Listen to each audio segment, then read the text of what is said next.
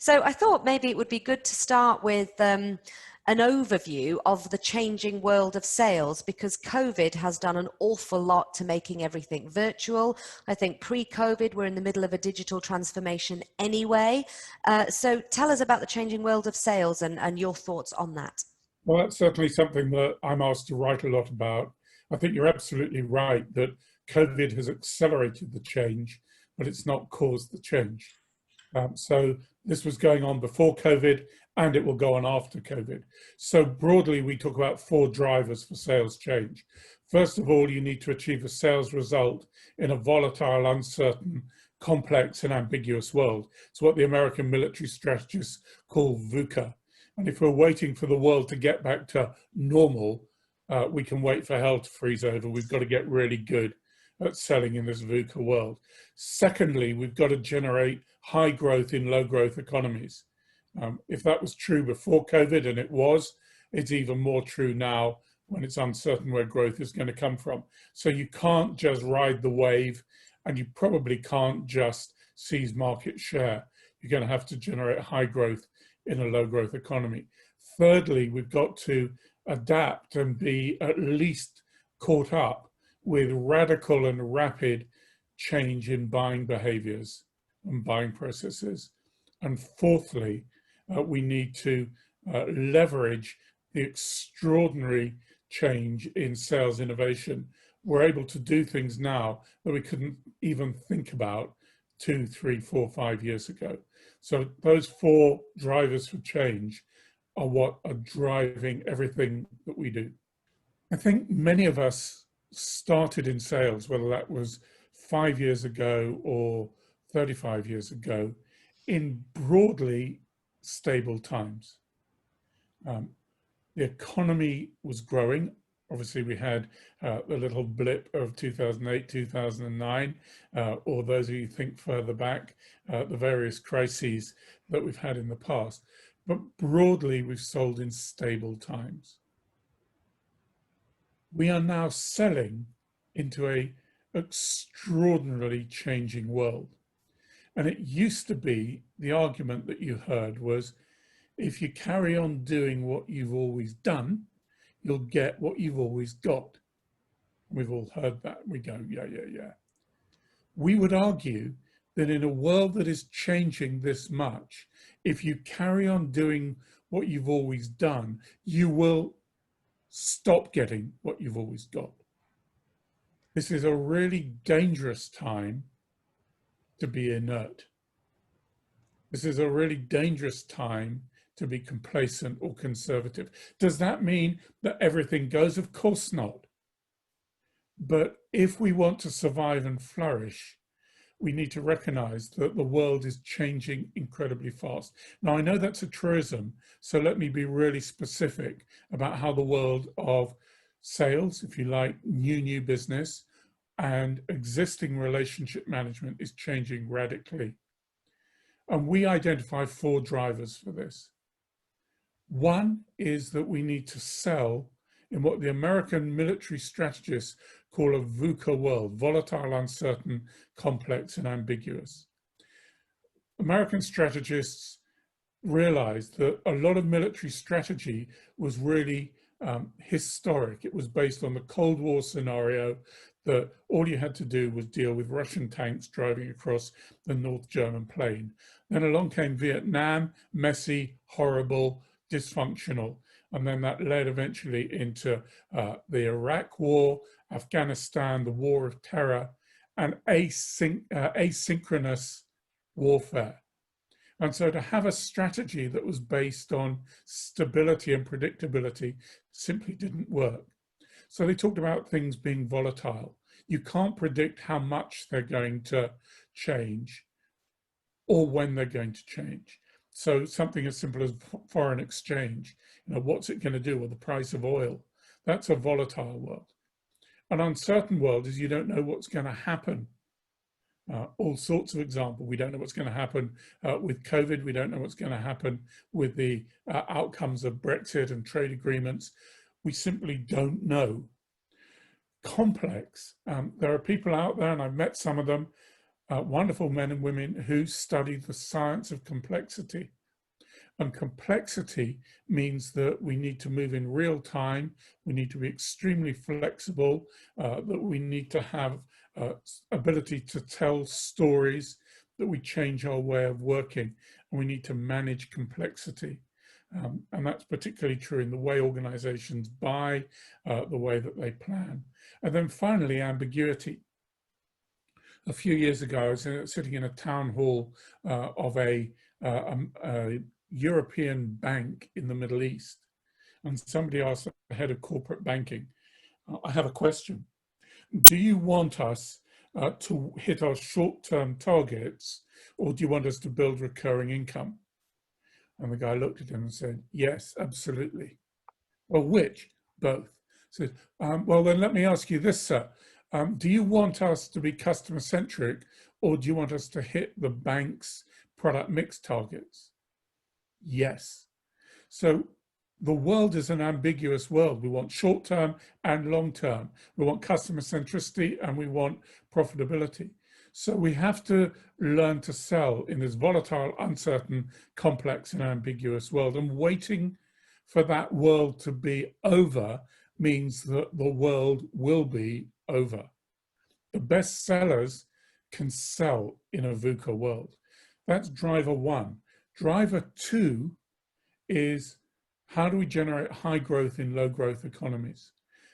Even before COVID happened, in October last year, the prediction for growth in the UK construction sector was 0.3%. Growth in GDP was in single digits. And yet I heard people saying, we're going for double-digit growth. Well, where's the growth going to come from?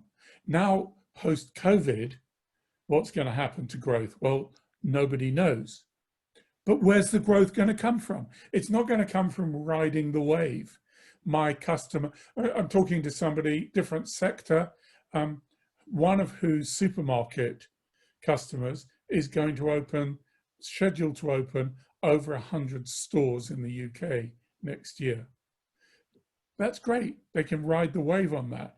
None of their other supermarket customers are going to open 100 stores in the UK next year. So where's the growth going to come from? Oh, well, it's going to come from seizing market share. Oh, really? So you're going to win business from the incumbent. And how much is that going to cost you in terms of time and reduced commission, fee, price, whatever? Do you think the incumbent's not going to fight back? So we only usually win market share by dropping the price, unless we can outflank the competition.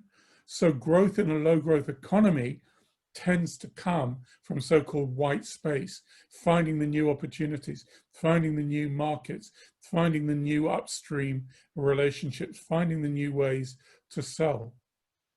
So those are the first two drivers of sales change. There are a couple of others I can mention, but those are the first two. I think the high growth in low growth lever is really interesting. And some of the work we're doing is around the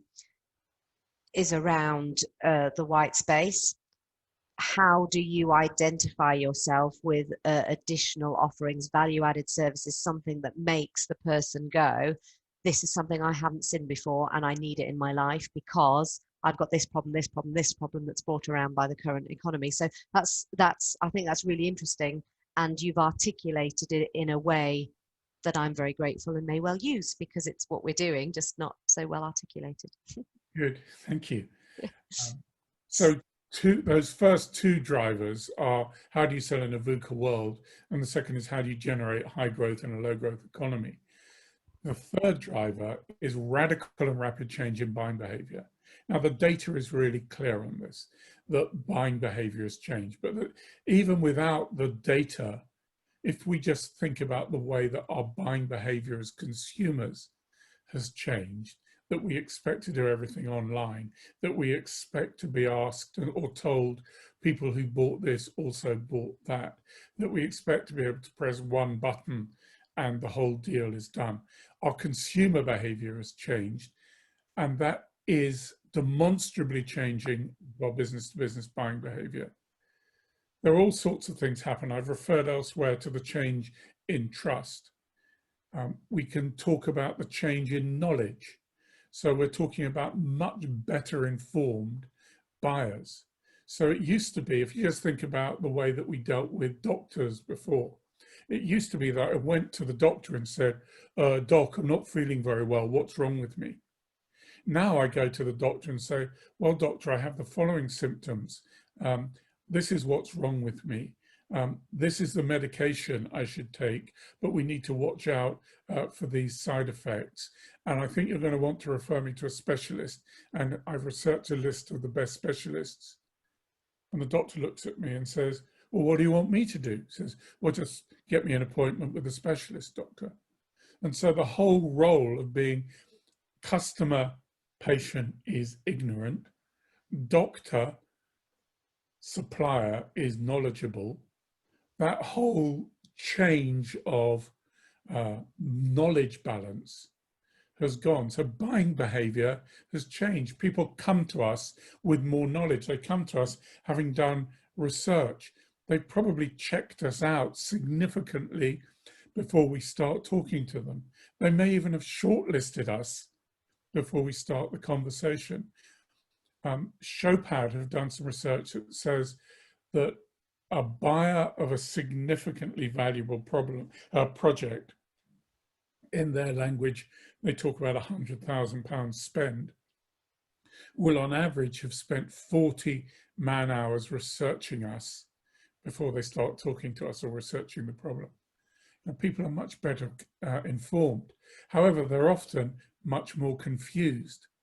So buying processes mean that we need to become the interpreter of insight, not the provider of information. So change buying behaviors, change buying processes are the third driver of sales change. And the fourth is rapid change in sales technology.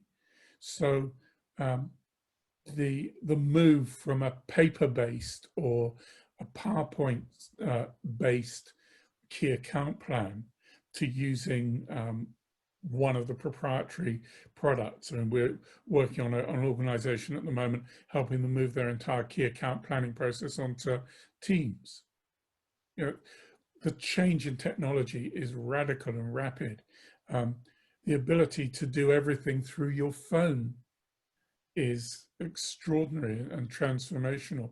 The ability to predict and then to lead, identify and lead, nurture, and get your leads ready to buy using technology. You know, the old days of just cold call with a telephone and a pad of paper and your diary. Yes, gone. Well, they're gone. People still buy from people. People still interact, but sales technology has changed, and it's actually not the technology that's the difficult bit with this. It's the behavior of using the technology. Difficult bit. So those are our four drivers. You asked me, what are the four drivers of sales change? Selling in a volatile, uncertain, complex and ambiguous world, generating high growth in low growth economies, managing radical and rapid buying change, and leveraging sales technology. You could add a fifth, which is the need for sales to be integrated in the holistic business much more, that sales isn't an outlier, but it's embedded in the business as a whole, and asking ourselves, how can we use sales to increase the embedded value of our businesses? Absolutely, and that goes back to what we were saying earlier about the culture piece and it being kind of a platform from which everything else is based.